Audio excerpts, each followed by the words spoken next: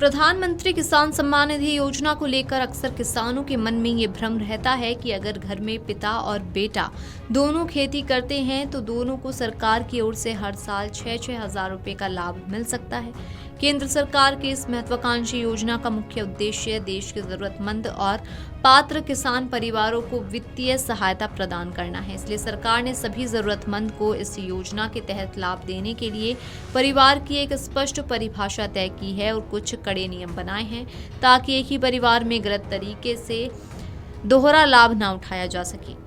आइए इस वीडियो में इसी के बारे में समझते हैं। साथ ही ये भी जानेंगे कि किन परिस्थितियों में पिता और बेटा दोनों इस योजना का लाभ ले सकते हैं। पहले ये जान लीजिए कि सरकारी नियम में क्या है एक परिवार की परिभाषा। योजना के आधिकारिक दिशा निर्देशों के अनुसार पति पत्नी और उनके नाबालिग बच्चों को मिलाकर एक परिवार माना जाता है। नियम के मुताबिक इसे एक परिवार इकाई में से सिर्फ एक ही सदस्य को पीएम किसान योजना के तहत 2000 रुपए की किस्तें मिल सकती हैं। अगर पिता पत्नी और नाबालिग बच्चा तीनों के नाम पर जमीन दर्ज है तब भी पूरे परिवार में से सिर्फ किसी एक ही व्यक्ति के खाते में पैसे भेजे जाते हैं। किन परिस्थितियों में बेटा ले सकता है इस किस्त का लाभ, आइए आपको बताते हैं। अगर बेटा बालिग है और उसका नाम अलग राशन कार्ड में पंजीकृत है तो वो स्वतंत्र परिवार माना जाता है। इसके अलावा राजस्व विभाग के सरकारी कागजात में बेटे के नाम पर अपनी स्वतंत्र खेती योग्य जमीन दर्ज होनी चाहिए। अगर बालिग बेटे के नाम अलग जमीन का खाता खसरा दर्ज है और वो अलग राशन कार्ड धारक है तो वो पिता के साथ साथ खुद भी इस योजना के तहत लाभ पाने के लिए पात्र बन जाता है। अगर पूरी खेती योग्य जमीन सिर्फ पिता के नाम पर है और बेटा सिर्फ खेती के काम में उनका हाथ बांटता है तो बेटा आवेदन करने के लिए पात्र नहीं होगा। अगर बेटा बालिग तो है लेकिन उसका नाम पिता वाले ही राशन कार्ड में दर्ज है और जमीन का आधिकारिक बंटवारा नहीं हुआ है तो उसे लाभ नहीं मिलेगा। संयुक्त परिवार के मामले में योजना का लाभ सिर्फ पिता के खाते में ही आएगा।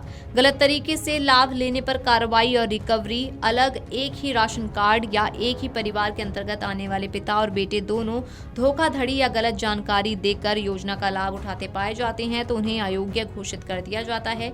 कृषि विभाग ऐसे मामलों की नियमित जांच करता है और अयोग्य पाए जाने पर अब तक दी गई सभी किस्तों की पूरी राशि की रिकवरी की जाती है। इसलिए अगर आप पात्र हैं तभी अलग आवेदन करें और सुनिश्चित करें कि आपकी खतौनी, बैंक खाता और केवाईसी की जानकारी बिल्कुल सही दर्ज हो। अब जान लीजिए कि 24वीं किस्त कब आएगी। जरूरतमंद किसानों को पीएम मोदी 23 किस्त भेज चुके हैं। अब इंतजार है 24वीं किस्त का। सरकार के नियमों और योजना के नियमों के तहत हर 4 महीनों के अंतराल पर अगली किस्त भेजी जाती है।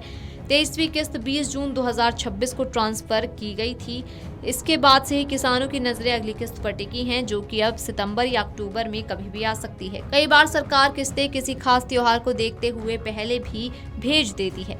खबर ये आई थी कि 24वीं किस्त रक्षाबंधन के मौके पर भी दी जा सकती है। हालांकि पीआईबी की ओर से इस दावे के खंडन किया गया। चलिए आपको बताते हैं कि 24वीं किस्त का पैसा किस महीने बैंक खाते में आ सकता है और किन जरूरी कामों को तुरंत पूरा करना जरूरी है।